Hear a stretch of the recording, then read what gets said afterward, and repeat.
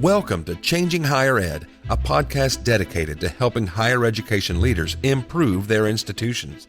With your host, Dr. Drum McNaughton, CEO of The Change Leader, a consultancy that helps higher ed leaders holistically transform their institutions. Learn more at thechangeleader.com. Changing Higher Ed is sponsored by Blackbaud, the world's leading cloud software company powering social good.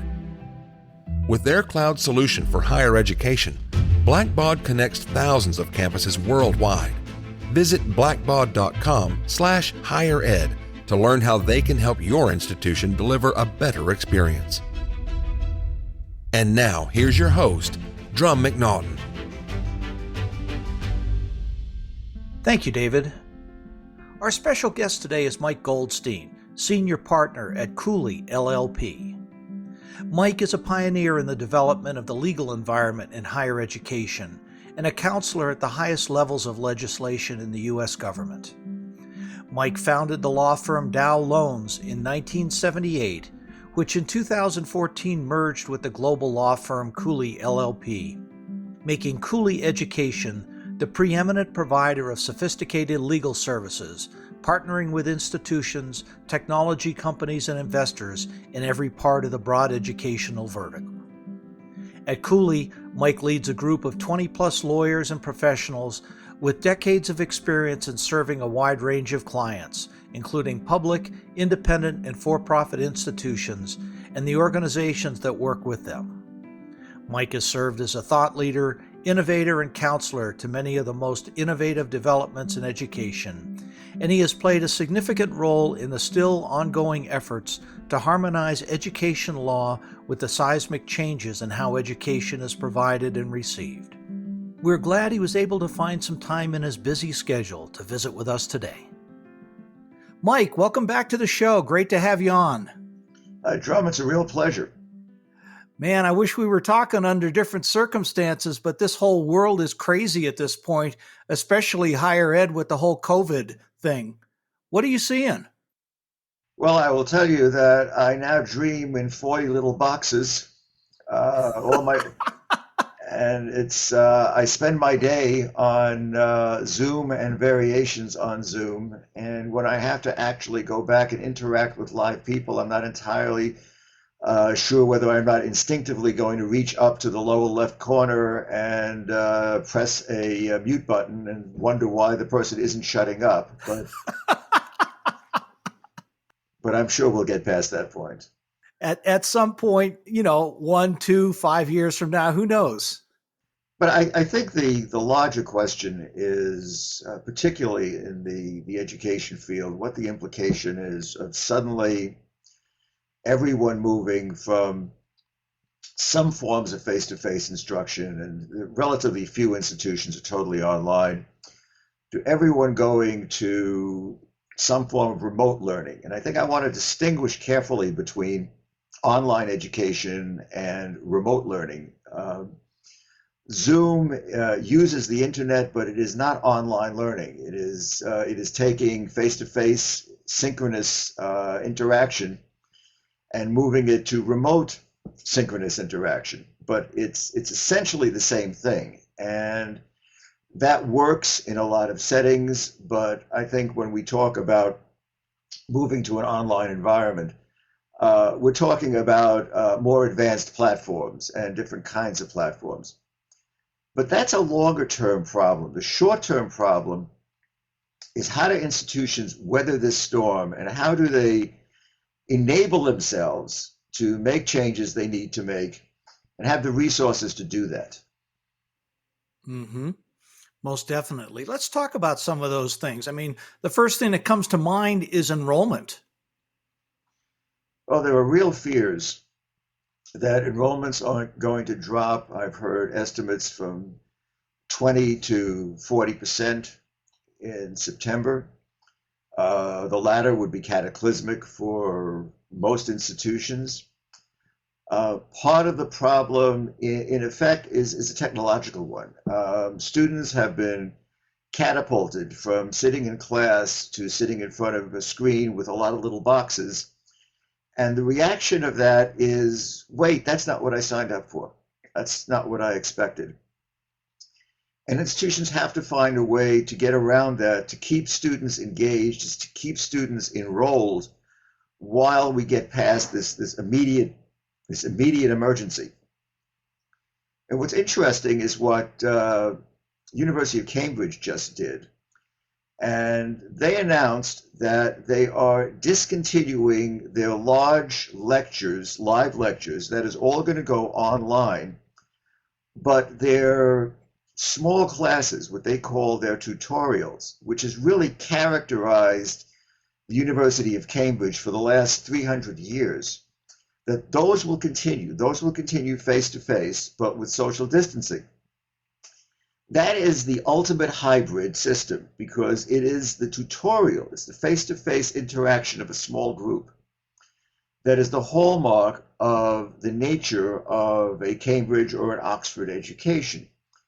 And they're preserving that, and they're using the technology for what is the easiest thing to present in technology, and that is a face on a screen.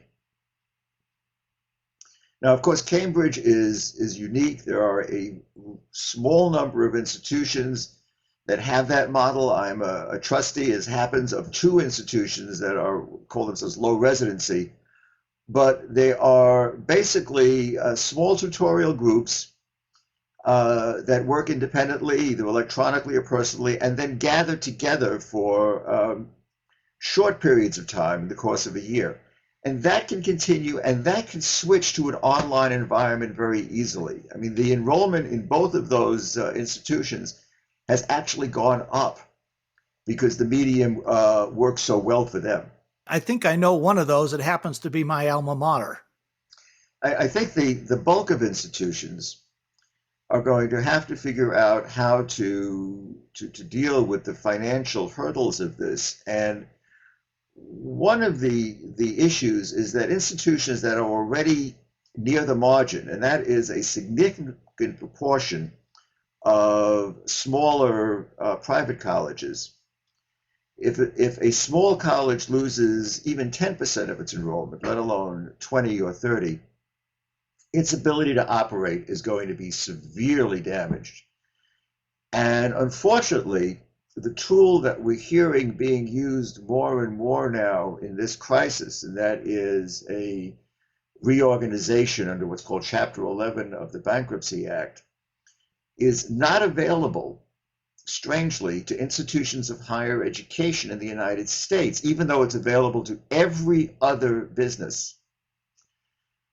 And the reason for that is that there is a strange quirk in the Higher Education Act that says that an institution that declares bankruptcy immediately loses access to federal loans and grants for its students, and that loss is permanent.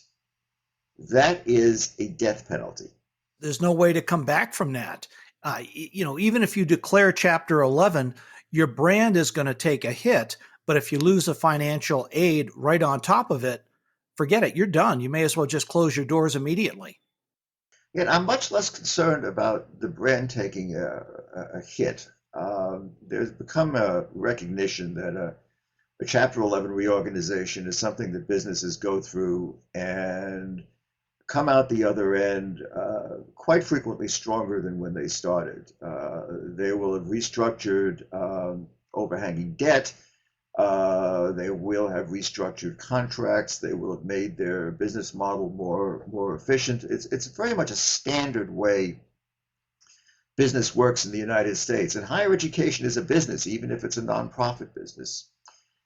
And one thing that is promising is that the exigency created by COVID-19 is now encouraging policymakers, both in the Congress and in the U.S. Department of Education, to rethink this prohibition and to take steps, whether it's regulatory changes or whether it's a change in the statute, that will enable institutions to use this vehicle to climb out of the other side of the hole that we are afraid so many are going to be falling into. That would be fabulous. Do you see that on the horizon anytime in the near future? It's being very seriously considered in the administration. at the highest levels of the department. It is being seriously considered in the Congress in terms of the new legislation that the next phase of the rescue provisions that this would be bill number 4, another several $1 trillion. Where all that money is coming from is a separate issue. We're not going to worry ourselves with that. Our grandchildren will figure that one out. But I think this has made the emergency. This emergency has made this issue really important. It came into being because there was a bad actor who used the Bankruptcy Act to keep an institution in the federal student aid programs, got several $1 million and ran off to Mexico. And Congress said, that's terrible, and used its usual delicate approach, otherwise known as a meat cleaver, to completely eliminate the ability to use this very, very well-established process. It made it impossible for institutions to use it. And so if that comes back, that certainly is going to help people in the longer term be able to deal with these things. How do they need to be dealing with them in the short term? Well, I think the short term has several different characteristics. One is making a judgment whether to reopen or whether to stay online. California state system has said that they're going to remain online for the fall semester. Other institutions have said that they are going to open with social distancing. For a commuter campus, that is easier to do on the campus, but then the question becomes, how do students get there? And particularly if they have to rely on public transit. For residential institutions, if you have a dormitory where you have occupancy of 2 or 3 to a room, or 3 or 5 to an apartment, and you have to drop that to 1 to a room or 2 to an apartment, the economic model becomes very difficult.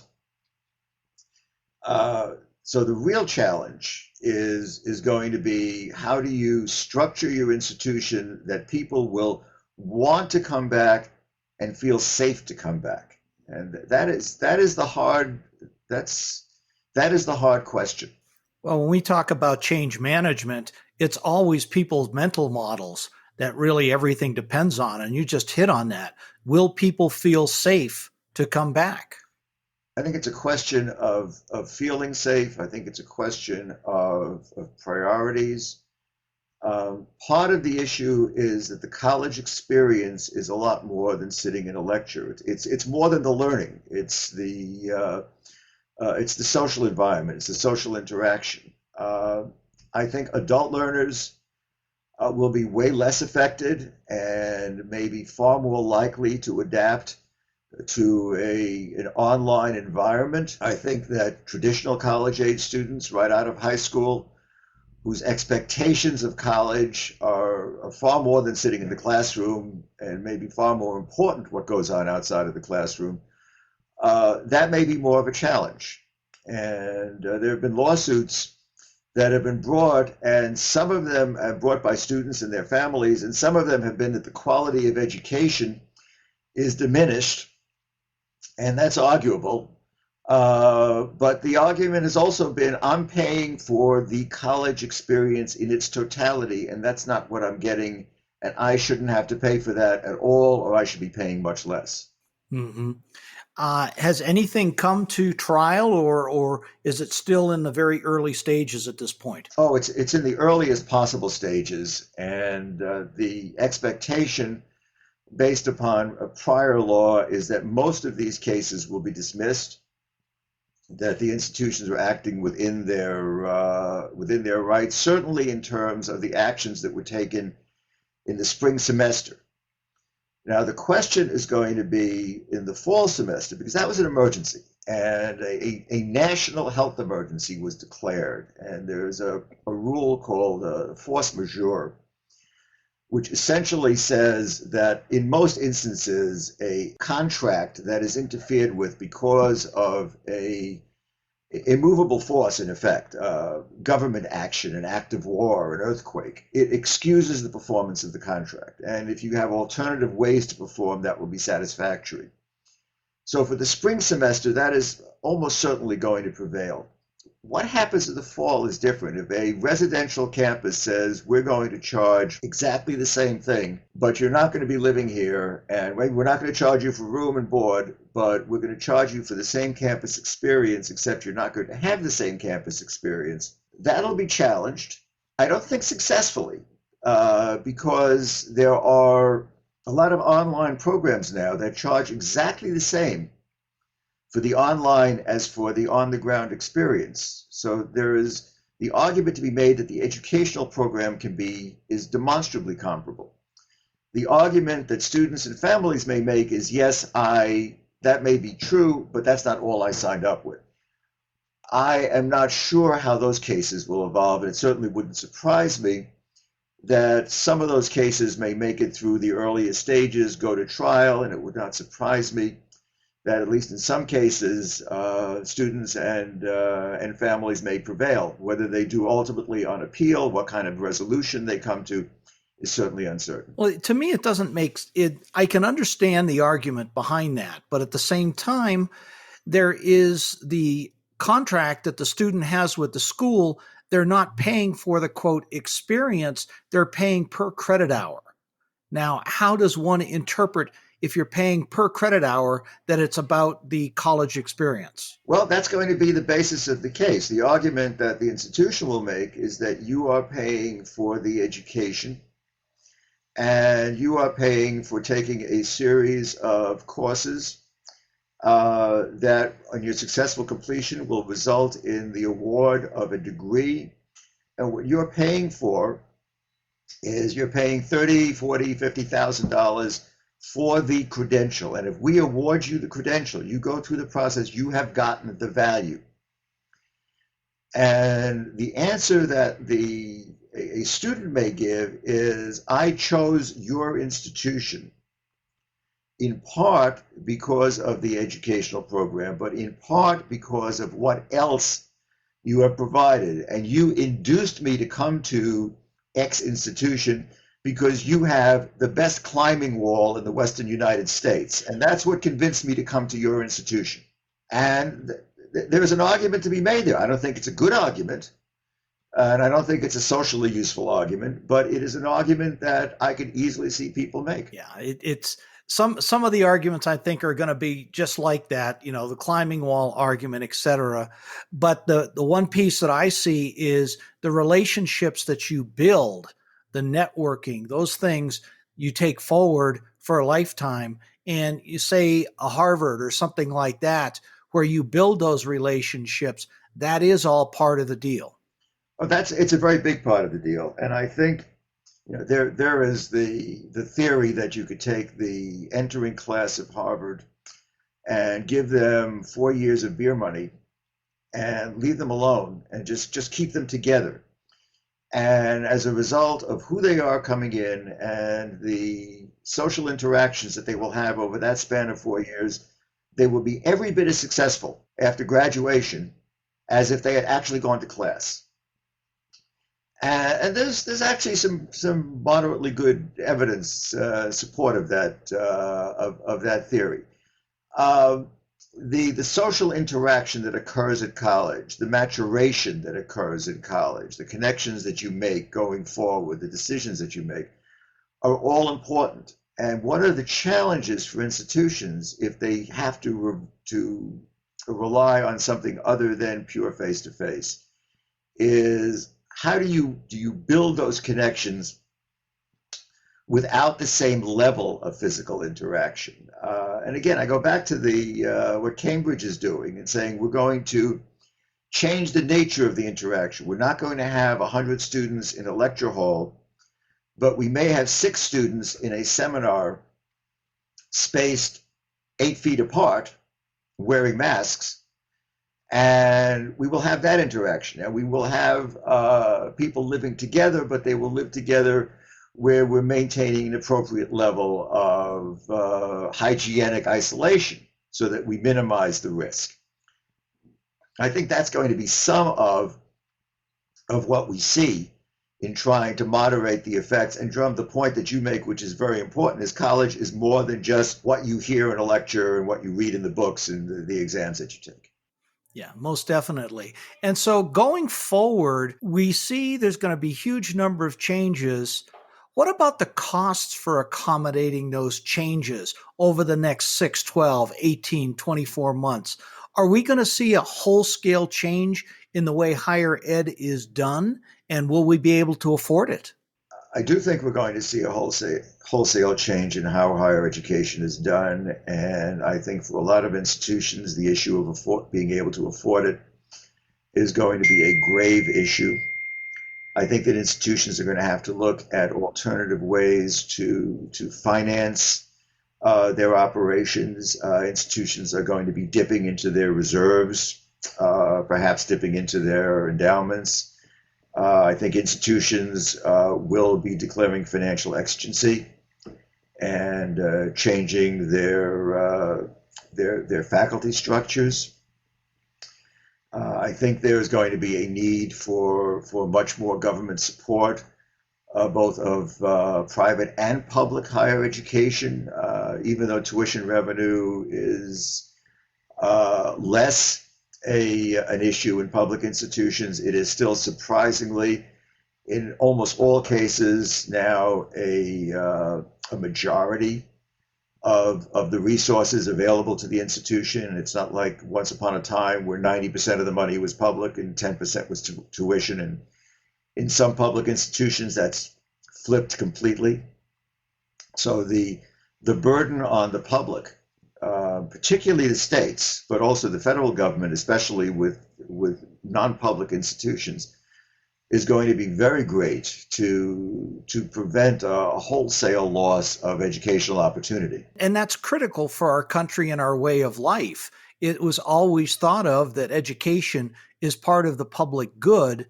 That's changed over time, and people don't feel that way. I personally still feel to be a functioning democracy, we need an educated people.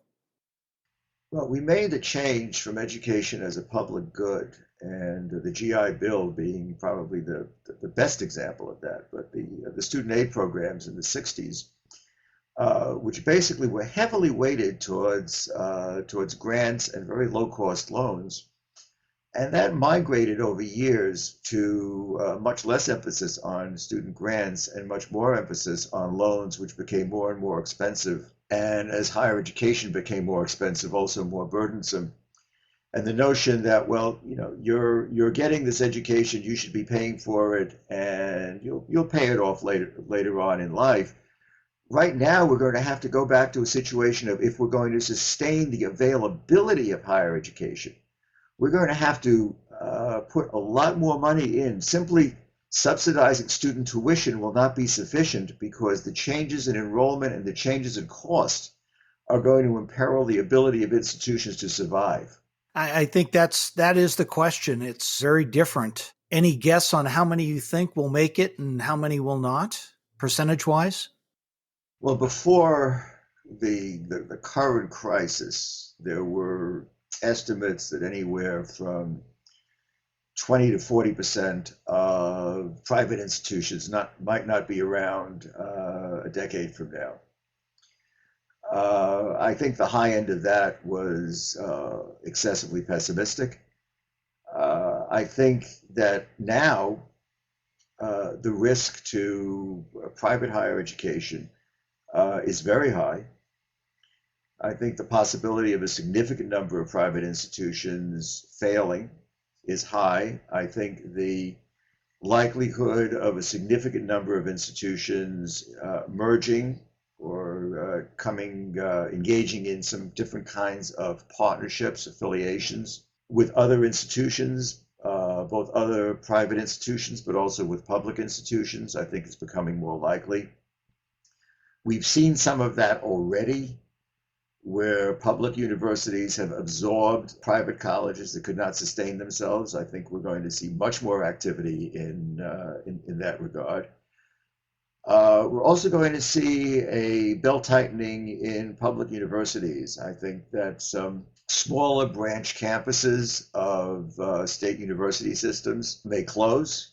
Hopefully, if that occurs, only in the short term, but possibly longer term. And that's a very bad thing to happen in terms of student access. It's also a very bad thing to happen because these institutions are very often the engines of economic stability and growth in their communities. And if they go away, the impact on the communities in which they're located could be very significant. So that's something we really have to watch out for. The other piece with this is the affordability aspect. And with so many people unemployed at this point, and this is going to fundamentally change our whole economy, will people be able to afford higher education as they used to? Well, one of the ironies of higher education is because of the student aid system that we have, higher education has been very largely countercyclical. If individuals can't find work, then they are more likely to go back to school to improve their education. If you look at the loss of jobs during the pandemic, and you look at those with a college degree and those without a college degree, the distinction in terms of the risk of losing the job is extraordinary. It is at least double between those with a college degree and no college degree, and I believe it's triple the rate for those between having a college degree and not having a high school diploma. So I think there will be an incentive to go back. And one of the interesting things is if you go back to school, you get a student loan, that loan includes not just your cost of tuition, but also your cost of living. So you can pay your rent, you can pay your installments on your car and your electric bill and your food bill through the student loan. Now, that means a lot of people will be incurring debt. And then the question will be whether we're going to do something to make that debt less burdensome. And again, that's something that is relatively easy for the government to do because you can have someone take the loan. If they took the loan during the time of crisis, then you can relieve the individual of the burden of that loan when the crisis alleviates. So there is in place a mechanism for individuals to go back to higher education and in fact to do so while staving off starvation, if you will.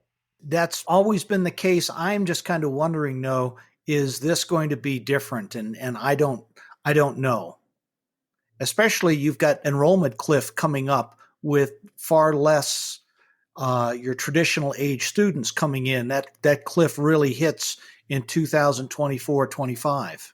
Well, I think the people who are most likely to go back to school as a result of this are those who are in the employment market, and that's the adult learner. Mm-hmm. And I think higher education has been looking, the demographics are inexorable, that there's going to be a drop of it. This is the pig traveling through the python. I mean, you know exactly when the pig got swallowed, and you know exactly when the pig is going to pop out. And we're seeing a pretty small pig coming through the python right now in terms of high school graduate age enrollment. The boon to higher education may be more adult learners going back because they see the opportunity and they need the opportunity. That's something that we've seen for a while, and that's if there is such a thing as a silver lining to a pandemic, that may be one component of it. And those adult learners, they're not so much concerned about being on campus. In fact, they probably would much rather do something distance education, online, something along those lines. I think that's very likely. It certainly has proven that the success of sophisticated online programs and institutions, Western Governors University, University of Maryland Global Campus, et cetera, are almost entirely adult learners, and they have been by far the fastest growing segment in higher education. Yes. So unfortunately, we're coming up to the end of our time. So 3 takeaways for university presidents. What should they be thinking about now and going forward? Well, number one has to be don't give up. Number two is be imaginative, work collaboratively across the institution to make it both safe and attractive. And number three is look at every possible option, educational option, finance options. Think the unthinkable other than closing. Think the opportunities to keep the institution alive, whether that is a restructuring, whether it is a merger, whether it is a transition to a different kind of program, whether it is reaching out to a different kind of student or a different faculty model. This is going to strain the higher education system beyond anything that we have ever experienced. We pray that it's a short-term strain. We pray that it's a strain that we will be able to come out the other end and rebuild, but we've got to make it to that other end. Thank you very much. And what's next for you or your clients? What's not so much keeping you awake, because I know it keeps you awake, all of this, but what's next for you? Well, I've spent most of my career involved in one way or another with alternative higher education and online learning and alternative delivery systems. And this has really been a rocket bottle to get us all to think really more intensely. I was just prior to this conversation, I was on the third day of a virtual convocation for an institution called Minerva. That is a very innovative, hybrid, highly sophisticated program. A lot of the conversation was about what the future will look like for the graduates, what the future is going to look like for institutions. I'm spending almost all my time on Zoom and variants. And I don't think that's going to change. I think if higher education is going to change, so is office work. I'm getting way more accustomed to my home office than I was before. Likewise. Well, for someone who's been very blessed to have worked in a home office for over 20 years, welcome to the club. I wouldn't trade it for anything. Mike, it's been a pleasure having you on the show again, and really look forward to the next time. Thanks for taking time out of your busy schedule to be with us. Drum, is always a great pleasure, and I'm following your podcast. Thank you, sir. Take care. Thanks for listening this week, and a special thank you to this week's special guest, Mike Goldstein, Senior Partner at Cooley LLP, and for his sharing with us what's going on back in Washington that can help institutions weather the COVID storm. I also want to give a special shout out to our sponsor, Blackbaud. Visit blackbaud.com/highered to learn about their cloud fundraising, accounting, education management, scholarship, and analytics solutions that are powering some of higher ed's top institutions. Our next guest is Michael Horowitz, CEO of TCS Education System. Michael has developed the business model of shared services among higher ed institutions, and given the challenges that higher ed is facing, this is something that many presidents might want to explore. This episode of Changing Higher Ed was brought to you by Blackbaud, the world's leading cloud software company powering social good. Be sure to visit blackbaud.com/highered to learn how they can help your institution deliver a better experience from admissions to advancement.